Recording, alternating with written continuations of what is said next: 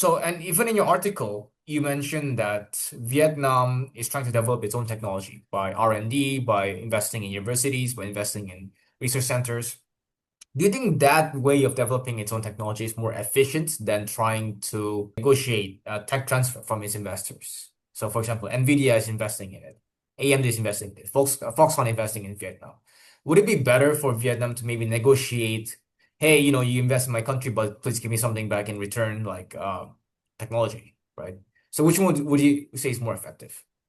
I do not think these two approaches should be viewed as a mutually exclusive.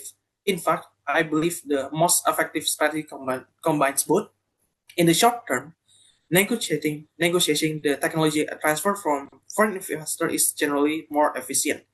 Developing advanced technologies independently requires the significant financial resource, research capabilities, and engineering talent. For the developing economies, learning from established technological is often the fast route toward the industrial agrarian. However, the technology transfer has an important limitation. Foreign firms rarely transfer their most valuable intellectual property or core technologies. Therefore, the Vietnam should pursue a dual track strategy.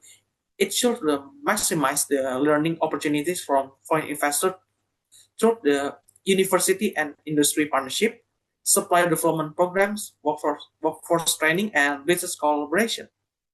At the same time, it should invest heavily in domestic innovation. In my view, the goal should not be the technological self-sufficiency, which is unrealistic in highly interconnected global economy.